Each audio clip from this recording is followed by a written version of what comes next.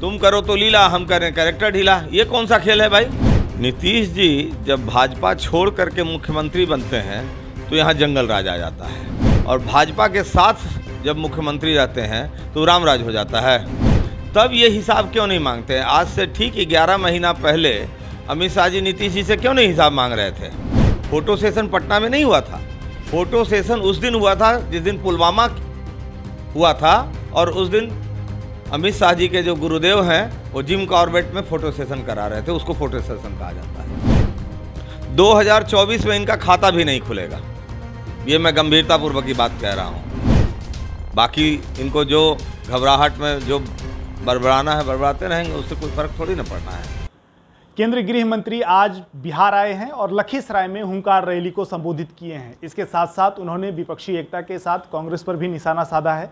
हमारे साथ बातचीत करने के लिए निर्मल वर्मा जी हैं, कांग्रेस के ऑल इंडिया कमेटी के मेंबर हैं, और इनसे हम कई सवाल पूछेंगे। निर्मल वर्मा जी, उन्होंने कहा है कि ये जो विपक्षी एकता की जो बैठक है कि वो एक फोटो सेशन था।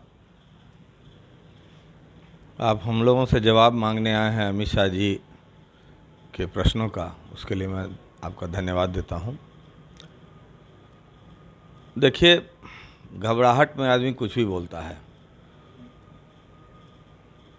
भाजपा को और भाजपा के शीर्ष नेतृत्व को अपनी हार बिल्कुल साफ साफ दिखाई पड़ रही है।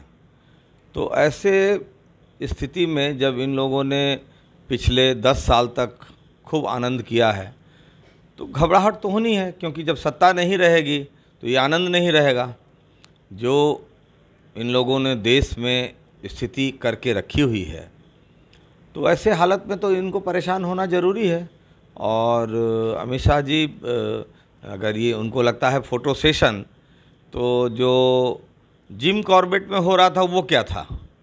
ये तो गंभीर बातचीत हो रही थी। पूरे देश के विपक्षी दल, पूरा देश इस बात का साक्षी है कि एक गंभीर बातचीत हो रही थी। देश में लोकतंत्र खत्म करने का प्रयास किया जा रहा है, इसलिए लोग इकट्ठे हो रहे हैं। फोटो सेशन पटना में नहीं हुआ था। फोटो सेशन उस दिन हुआ था जिस दिन पुलवामा हुआ था, और उस दिन अमित शाह जी के जो गुरुदेव हैं वो जिम कॉर्बेट में फोटो सेशन करा रहे थे। उसको फोटो सेशन कहा जाता है। अमित शाह ने लखीसराय में जो है ये भी पूछा है बिहार की जनता से कि नरेंद्र मोदी को पीएम की कुर्सी पर बैठाना है या फिर राहुल गांधी को। बिहार की जनता से पूछी है सवाल। तो बिहार की जनता जानती है कि नरेंद्र मोदी जी का झूठ का पर्दाफाश हो चुका है। अब बिहार की जनता दोबारा थोड़े ही चली जाएगी। 2 बार तो हो गया, एक बार 2014 में हुआ, एक बार 2019 में हुआ। अब जितना विश्वास करना था इन लोगों पर विश्वास कर लिया।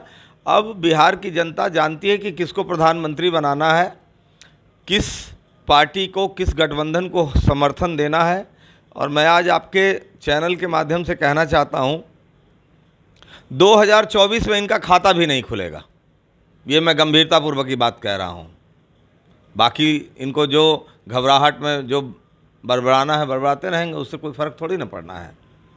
नीतीश कुमार पर, जो कि विपक्षी एकता को मजबूत करने के लिए लगातार प्रयासरत हैं, उस पर निशाना साधते हुए अमित शाह बोले हैं कि जंगल राज को फिर से रिटर्न किया गया है और भ्रष्टाचारियों का ये दल है। नीतीश जी जब भाजपा छोड़ करके मुख्यमंत्री बनते हैं तो यहाँ जंगल राज आ जाता है, और भाजपा के साथ जब मुख्यमंत्री रहते हैं तो राम राज हो जाता है। तब ये हिसाब क्यों नहीं मांगते हैं? आज से ठीक 11 महीना पहले अमित शाह जी नीतीश जी से क्यों नहीं हिसाब मांग रहे थे? जब मलाई इनको 2004 से 5 से जब इन लोगों ने पूरा तरीके से खाया साथ लग करके, इनके मंत्रियों ने चोरी के अलावा कुछ नहीं किया। बिहार में कुछ किया ही नहीं, कोई डेवलपमेंट नहीं किया। तब तो ये लोग हिसाब नहीं मांगे, तब केंद्रीय नेतृत्व ने हिसाब क्यों नहीं मांगा?